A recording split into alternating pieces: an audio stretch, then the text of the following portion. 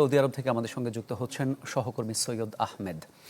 সৈয়দ আহমেদ, দেহ তো সবার পরিচয় জানা গেছে কিনা সেটা একটু জানাবেন। আরেকটা বিষয় আপনার কাছে জানতে চাই, মরদেহ দেশে ফেরত পাঠানো এবং ক্ষতিপূরণ আদায় বাংলাদেশ হাইকমিশন এখন পর্যন্ত কি কি পদক্ষেপ নিয়েছে? জি, ধন্যবাদ মামুন। আপনি যেটি জানিয়েছেন, দেখেন আসলে কিন্তু এটা গতকাল থেকে এই ঘটনাটি কিন্তু হৃদয় বিদারক ঘটনা। আপনার জানেন যে আমাদের মৃত্যুর স্বাদ কিন্তু গ্রহণ করতেই হবে। এটা কিন্তু আল্লাহ যেন কাউকে যেন এমন মৃত্যু না দেয়।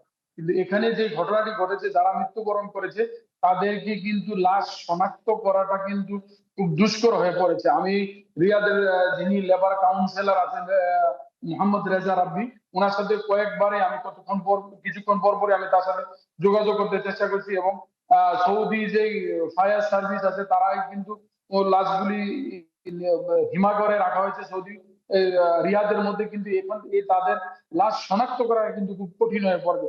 তবে যিনি বেঁচে গেছেন হাবিবুর রহমান, তার থেকে আমি কথা বলেছি তার সাথে, তার থেকে জানতে পারছি তিনি কিন্তু একই সাথে কিন্তু সকলেই ছিলেন। তিনি কি মানে ধরেন 2 মিনিট ইলেকট্রিসিটি আগুনটা লাগার থেকে 1 থেকে 2 মিনিট আগে তিনি বের হয়েছেন সেভ হওয়ার জন্য, কিন্তু তিনি ওখানে না যেয়ে পুষতেই কিন্তু এই ঘটনাটা কিন্তু ঘটেছে। নগদ নিয়ে এলো হার না মানা হার অফার। সর্বনিম্ন 10,000 টাকা রেমিটেন্স নগদে পাঠালে থাকছে স্বর্ণের হার জেতার সুযোগ।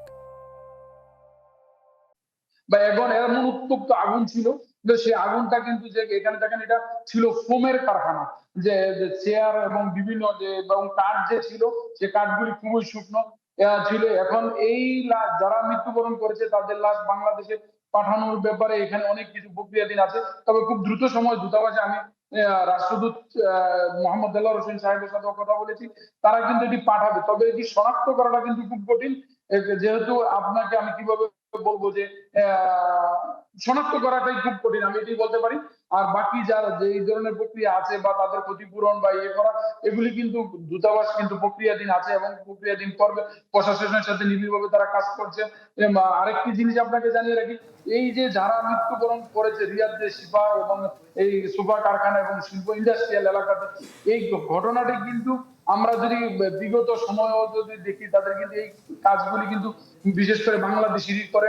এই জন্যই রাষ্ট্রদূত বলেছেন যে যে আসলে আমাদেরও সতর্ক থাকার উচিত আছে। এই ওভারঅল নিয়ে কিন্তু তারা সকলেই কাজ করছেন।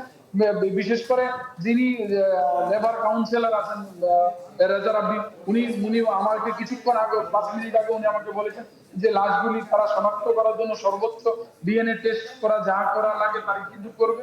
জি, অনেক ধন্যবাদ আপনাকে।